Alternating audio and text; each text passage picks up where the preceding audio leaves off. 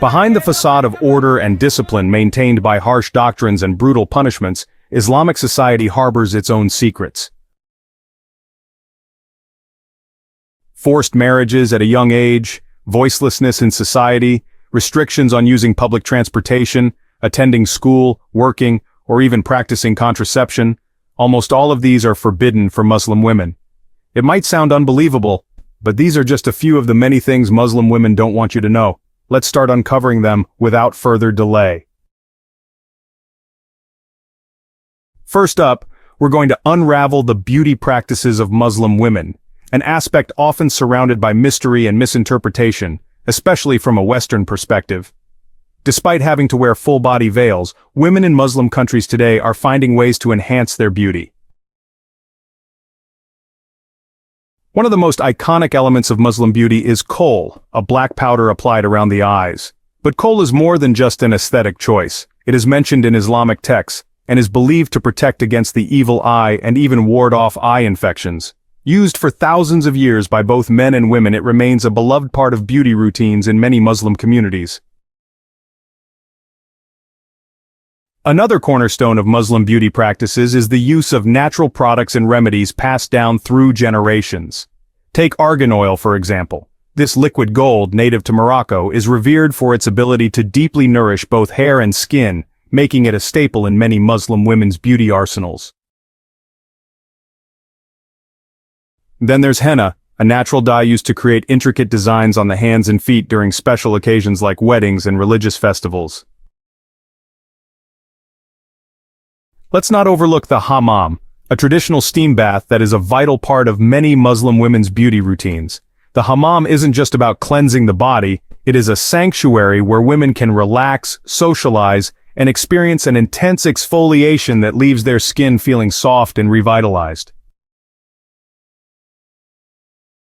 While public displays of makeup and jewelry might be subdued due to norms of modesty, Muslim women still find ways to express their beauty. Some opt for subtle, discreet makeup, while others prefer natural techniques that enhance their features without drawing too much attention. In the privacy of their homes or at women-only gatherings, these rules often relax, allowing for greater freedom in personal expression. In Muslim societies, purity and hygiene practices are deeply intertwined with religious beliefs and daily life. These traditions emphasize the importance of cleanliness, both physical and spiritual. One of the most significant rituals is wudu, a ceremonial ablution that Muslims perform before each of the 5 daily prayers. This ritual involves washing the hands, mouth, nose, face, arms, head, and feet, ensuring that every part of the body is purified before connecting with God. Another essential practice is ghusl, a comprehensive ritual bath required after specific life events, such as sexual intercourse, the conclusion of menstruation, or childbirth. Ghusl is necessary before a Muslim woman can resume her prayers or other religious activities. Beyond these ablutions, daily hygiene practices are upheld with great care. Take, for instance, the miswak, a natural toothbrush derived from the Salvadora persica tree. This ancient tool, used for centuries, is celebrated for its antibacterial properties and its ability to maintain oral hygiene effectively.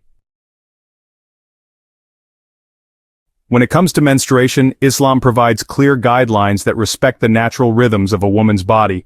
During this time, a woman is considered in a state of temporary impurity, meaning she abstains from certain religious activities, such as praying or handling the Quran. Once her period ends, she performs ghusl to regain her state of purity, allowing her to re-engage with her spiritual practices. While these practices may seem rigorous to outsiders, for many Muslim women, they are a source of comfort and connection. These rituals offer a structured way to maintain both physical cleanliness and spiritual well-being, creating a harmonious balance in their lives. Imagine a world where the dreams of young girls are crushed before they even begin, where marriage isn't a choice but a mandate dictated by tradition. In several Muslim communities, forced marriages are a disturbing reality. Marriage here is not just a union of two people, It is a transfer of authority, a shift of control from father to husband. This process often begins behind closed doors, with families negotiating dowries and marriage terms. Unfortunately, many women find themselves voiceless in this process, forced to accept decisions made by others about their lives. In some regions, the situation is even more harrowing. Picture this: girls as young as 9 or 10 being married off before they have even reached puberty. According to recent data from UNICEF, nearly 12 million girls globally are married before their 18th birthday each year, with the highest rates in South Asia and Sub-Saharan Africa. For these young girls, childhood ends abruptly, thrusting them into a life where they are vulnerable to abuse, exploitation, and an uncertain future. Early marriage often steals away education and opportunities, trapping them in a cycle of poverty and dependence that is nearly impossible to escape. In extreme cases, such as in parts of Iran, cultural norms take a disturbing turn. Women in prison, already stripped of their freedom, are sometimes forcibly married before execution, simply to prevent them from dying as virgins. It is hard to fathom such an inhumane distortion of religious and cultural practices, yet this remains a reality for many. However, it is crucial to acknowledge that not all marriages in the Muslim world are forced.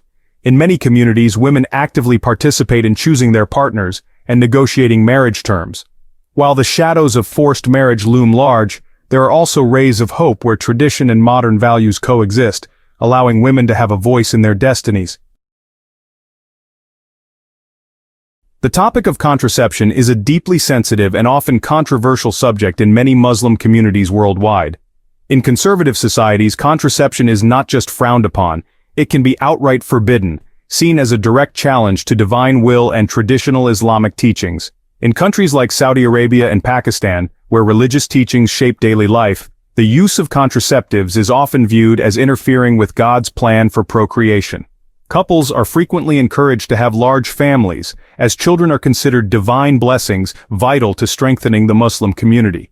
This belief is deeply embedded in certain hadiths and interpretations of the Quran, which uphold the sanctity of every life. Moreover, discussing sexual health, especially contraception, is often considered taboo and shameful in many Muslim communities. This cultural barrier makes it incredibly difficult, particularly for women, to access crucial reproductive health information and services. However, change is slowly taking place. Some countries, such as Iran and Tunisia, have introduced family planning programs aimed at controlling population growth and improving maternal health. These initiatives provide access to contraceptives and educate the public on reproductive health, though they still face resistance from conservative factions. Remarkably, some Muslim women are taking bold steps to access contraceptives discreetly, defying social norms to protect their health and secure their futures. These women often turn to online resources, private clinics, and non-governmental organizations for the information and services they need. Their actions serve as a powerful testament to their determination to take control of their own bodies and lives, despite the many obstacles they face. In many Muslim societies, the roles available to women in spiritual leadership are heavily restricted. Before we explore this further, I have a small request. If you found this discussion insightful, please take a moment to hit the subscribe button. It would mean a lot to us, and in return, we promise to continue bringing you the best content possible. This limitation comes from traditional interpretations of Sharia law and cultural norms that have long reserved religious leadership positions exclusively for men. As a result, women often find themselves excluded from roles like imams, who lead prayers, preachers, and religious judges. Take, for instance, the setup of most mosques. Women typically pray in separate areas that are often less accessible and equipped with fewer amenities than the men's sections. This segregation also extends into religious education, where women generally have fewer opportunities to study advanced levels of theology or Islamic jurisprudence. One of the driving factors behind these restrictions is the interpretation of certain Quranic verses and hadiths, which suggest that men should lead prayers while women follow their guidance in spiritual matters. However, in some progressive Muslim communities, particularly in the West, women are beginning to break through these traditional barriers. There are now initiatives where mosques are not only established, but also led by women. Some women even serve as imams, leading prayers in mixed or women-only congregations. Many female religious leaders have encountered threats and harassment from those who oppose their participation. Yet these brave women continue to push for greater inclusion and recognition within religious life. They are actively reinterpreting sacred texts in ways that promote gender equality, challenging long-standing norms that have limited their roles. Women are increasingly claiming their rightful place within the religious sphere, arguing that their exclusion not only perpetuates gender inequality, but also limits their ability to influence and uplift their communities. Although this movement is still in its early stages in many regions, it represents a critical step toward greater inclusion and equality in Muslim religious life.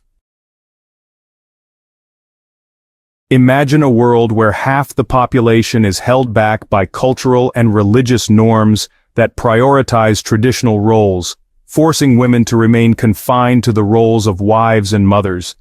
This is a reality for many women in Muslim-majority countries. In Saudi Arabia, women often still require permission from a male guardian to work, and gender-segregated workplaces are the norm, further limiting their opportunities. Afghanistan presents an even starker picture. The Taliban's return to power in 2021 drastically rolled back women's rights, with female employment now restricted primarily to sectors like healthcare and education. And even these opportunities are shrinking. In Iran, the situation is paradoxical. Women constitute over 50% of university graduates, but this educational success does not translate into equal job opportunities. Women face legal and social barriers that restrict them from entering high-demand fields such as engineering, technology, and administration. Economic crises often exacerbate these challenges with policies that tend to favor male employment. Pakistan offers a similar narrative. Rural women, who form the backbone of the agricultural sector, are often unrecognized and unprotected by labor laws. They lack access to social benefits and are excluded from official employment statistics. In urban areas, women working in education and healthcare still face significant cultural and social barriers, hindering their professional growth and mobility. Yet, despite these challenges, change is on the horizon. Women across the Muslim world are beginning to push back against these restrictions, carving out new spaces for themselves in the workforce. In the United Arab Emirates and Turkey, for example, women are making strides in traditionally male-dominated sectors like technology and finance. According to the latest World Bank data, female labor force participation in Saudi Arabia has increased to around 35% as of 2024, a remarkable rise from just 10% a decade ago. In Iran, despite the obstacles, women now make up nearly 20% of the formal workforce. These numbers are a testament to the resilience and determination of women in these societies. The clothing worn by Muslim women goes far beyond mere fashion. It is deeply intertwined with cultural and religious beliefs, shaping the way women present themselves in various countries. Many believe that these garments help women avoid unwanted attention and maintain the modest behavior prescribed by certain interpretations of the Quran and Hadith. However, not adhering to these dress codes can have serious consequences, and in some regions, it can even be life-threatening. For example, in Afghanistan and Pakistan, there have been harrowing reports of women being attacked with acid for not dressing according to local norms. In Saudi Arabia and Iran, the religious police actively enforce these dress codes, and women who do not comply may face hefty fines, imprisonment, or even physical assault. In many of these communities, women's mobility is heavily restricted, often under the guise of protecting their modesty and safety. These limitations are deeply rooted in traditional interpretations of Sharia law, but in some countries, they can become alarmingly oppressive. For many years, women in Saudi Arabia needed the explicit permission of a male guardian, whether it was their father, husband, brother, or even their son, to travel, work, or receive certain medical treatments. Although there have been notable reforms recently, such as lifting the driving ban for women and relaxing some guardianship laws, these restrictions still linger informally and culturally.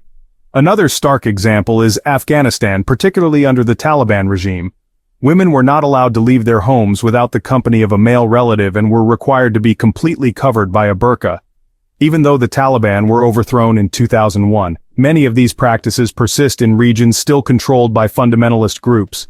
These restrictions severely limit women's access to education, employment, and healthcare, leading to significant social isolation and economic dependence on men.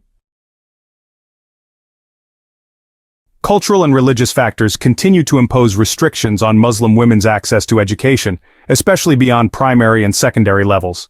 In Afghanistan and Pakistan, extremist groups have gone to extreme lengths to prevent girls from attending school. The Taliban, infamous for their attacks on girls' schools, have made it nearly impossible for many young girls to receive an education. Despite the immense danger, many courageous girls and women continue to fight for their right to learn, often risking their lives in the process. A 2023 report by UNICEF estimates that around 3.7 million children in Afghanistan are out of school, and 60% of them are girls. In contrast, countries like Iran and Saudi Arabia offer a more nuanced picture. Women in these nations have greater access to education, with a significant number of female students enrolled in universities. In Iran, women make up nearly 60% of university students, according to a 2022 UNESCO report. However, their academic freedom is still curtailed by restrictions on the fields they can study and the career opportunities available to them post-graduation. On a global scale, efforts to enhance women's education in Muslim societies have seen some progress. Organizations such as the Malala Fund and UNICEF are working tirelessly to provide educational resources and opportunities to girls and women in marginalized communities. This push for education is beginning to bear fruit, with an increasing number of Muslim women obtaining advanced degrees and stepping into leadership roles. In 2024, the World Bank reported that the female literacy rate in the Middle East and North Africa has risen to over 80%, a significant increase from previous decades. The struggle for education among Muslim women is not just about schooling, it's a critical part of the broader fight for women's rights and gender equality across the globe. While progress is being made, the journey is far from over, and the need for continued advocacy and support remains as urgent as ever. If you enjoyed today's video, please hit the like button and don't forget to subscribe to the channel. Thanks for watching and see you in the next